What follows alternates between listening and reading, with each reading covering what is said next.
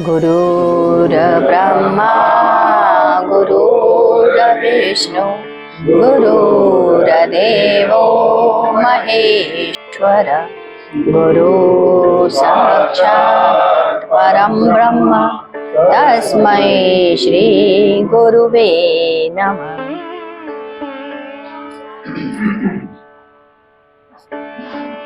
18 मार्च 1994 शुक्रवार प्रातः काल। आज प्रातः गुरुदेव कहने लगे कि मृत्यु वाहन मात्र है, मृत्यु कुछ नहीं कर सकता। गुरुदेव ने कहा, एक बार मैंने स्वतः एक बंद कमरे में मृत्यु का आवाहन किया। बहुत दिन पहले की घटना है। मृत्यु के आवाहन पर मृत्यु उपस्थित हुआ। मैंने सोचा था कि मैं मृत्युंजय तो हूं नहीं, क्यों नहीं अभी शरीर त्याग दिया जाए। मृत्यु ने उपस्थित होकर कहा, मुझे क्यों बुला रहे हैं, मैं तो केवल वाहन हूं। तब मैंने यम का आवाहन किया। यम उपस्थित हुआ।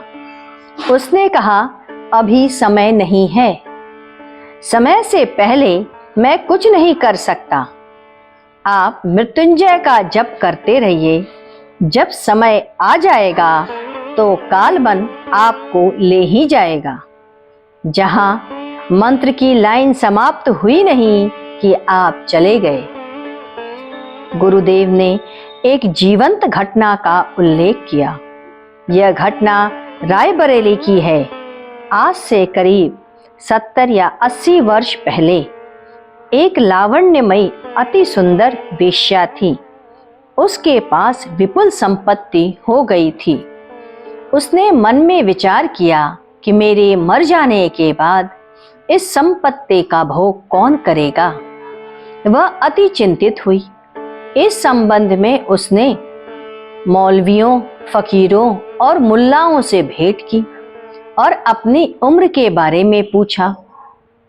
उन सभी ने बताया कि तुम्हारी उम्र जो है वो 38 या 39 वर्ष की है, माने 39 वर्ष बाद तुम मर जाओगी। वेश्या ने कहा, मैं उसके बाद भी जीवित रहना चाहती हूँ। उन लोगों ने कहा, ऐसा कोई उपाय नहीं है। वह उसके बाद पंडितों से मिली। एक विद्वान पंडित थे। उन्होंने बताया कि तुम्हारी उम्र 39 वर्ष 2 महीने कुछ दिन व कुछ पल है। वेश्या ने कहा, मैं उसके बाद भी जीवित रहना चाहती हूँ। पंडित ने कहा, हो सकता है। तुम नित्य 11 बार त्रयंबकम यजामहे सुगंधि पुष्टि वर्धनम इस मंत्र का जप और शिवलिंग के ऊपर कच्चा दूध और बेलपत्र चढ़ाओ। शरीर व मन में शुद्ध भावना रहना होगा और शुद्ध भोजन करना होगा। वह नित्य ऐसा ही करने लगी। समय बीतता गया। एक दिन भूमि कर लेने राज्य कर्मचारी सवेरे सवेरे उस वेश्या के यहाँ आया। उसने टैक्स की राशि मांगी। उसने देने से इनकार कर दिया। वेश्या व राजकर्मचारी में वाद विवाद होने लगा। वेश्या कोई धनराशि देना नहीं चाहती थी। उस राजकर्मचारी ने कहा, थोड़ा ही दे दो, शेष बाद में दे देना। वेश्या ने कहा, मैं कुछ भी नहीं दूंगी। इधर धीरे धीरे प्रातः काल के पूजा का समय उस वेश्या का बीत रहा था। उसी समय उसकी उम्र 39 वर्ष 2 महीना और कुछ दिन व कुछ पल समय भी आ गया था। एक एक पल निकल रहा था। वेश्या को इसका ध्यान नहीं था। वह तो राज्य कर्मचारी से धनराशि न देने में बहस कर रही थी। राज कर्मचारी ने कहा, मेरी नौकरी का प्रश्न है। इतना समय तुमने मेरा बर्बाद कर दिया। अब तक तो मैं कितना वसूली कर लेता। इधर वेश्या और कर्मचारी में झिकझिक हो रहा था और उधर समय बीत रहा था। ज्यों ही अंतिम पल वेश्या का बीता, उसे सीने में जोर का दर्द उठा। वह भूल गई कि मुझे मंत्र जप करना है, शिवलिंग पर दूध और बेलपत्र चढ़ाना है। वह दर्द के कारण मूर्छित होकर जमीन पर गिर पड़ी और मृत्यु को प्राप्त हुई। इस घटना का उल्लेख स्वयं उस कर्मचारी के हाथों लिखा हुआ मिला। आप किस पल को नष्ट हो जाएंगे यह कोई नहीं जानता। भगवत रास्ते पर चलते चलते किस पल संसार की ओर मुड़ जाएंगे, इसका हमेशा विश्लेषण करते रहना होगा।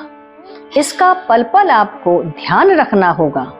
वेश्या के भगवत पूजन का समय हो गया था और वो सांसारिक पैसे के लोभ के कारण कर्मचारी से तर्क करती जा रही थी और इसी के कारण कर्मचारी से तर्क करने के कारण उसके संपत्ति के लोभ ने उसे नष्ट कर दिया और वो अर्ध पतन की ओर उसे डाल दिया। फिर 19 मार्च 1994 शनिवार।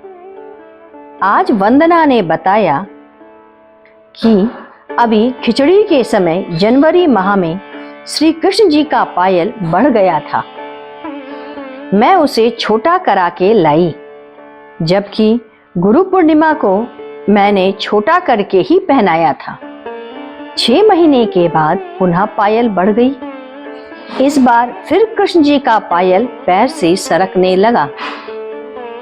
मैं उसे उसी सुनार के पास भिजवाई। प्रायः भाई जी ही उसे लेकर सुनार के पास जाते हैं। सुनार का घर पास ही में है। मैं उनसे कह रखी थी कि कटवा कर हाथों हाथ लेते आइएगा।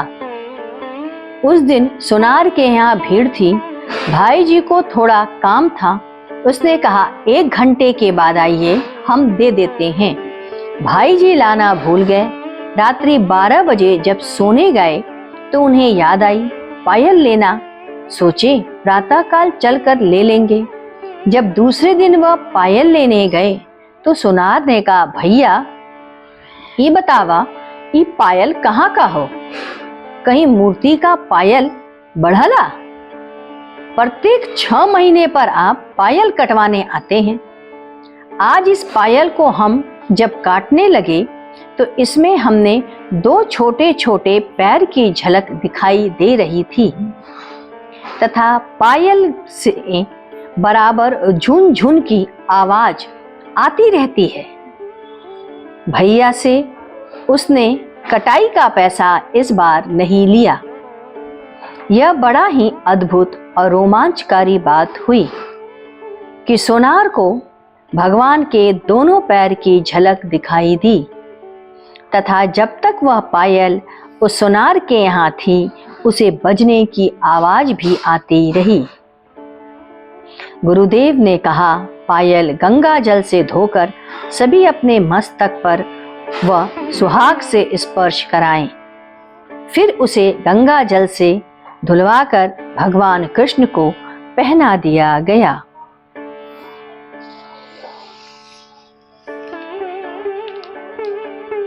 एक प्रसंग के मध्य गुरुदेव ने कहा, आप मुर्दा हुआ शरीर को माला और वस्त्र पहनाते हैं क्योंकि उसकी सभी वासनाएं छूट जाती हैं और तब वह मुर्दा पवित्र हो जाता है। मृत्यु के 48 घंटे बाद उस स्थान से शरीर हट जाना चाहिए। प्रेत पकड़ लेने के कारण मुर्दा अपवित्र हो जाता है। जिसके पास साथ आप उस कमरे में रहते थे, मरने के बाद आप उस कमरे में रात्रि में नहीं रह पाओगे। आपको भय लगने लगेगा, इसीलिए वह शरीर प्रेत युक्त हो गया है। आप एक दूसरे से शरीर में देवत्व होने के कारण ही प्रेम उपजता है या प्रेम करते हैं। आज गुरुदेव ने कुछ आसन बताए। ये आसन जिन्हें डायबिटीज है उसके लिए रामबाण है। पहला मत्स्येंद्र आसन, दूसरा अर्ध मत्स्येंद्र आसन, भुजंग आसन, शलभासन, वज्रासन, योग मुद्रा, उत्तानपाद और उच्च रक्तचाप वालों के लिए पवन मुक्तासन, एक उत्तानपादासन और शवासन।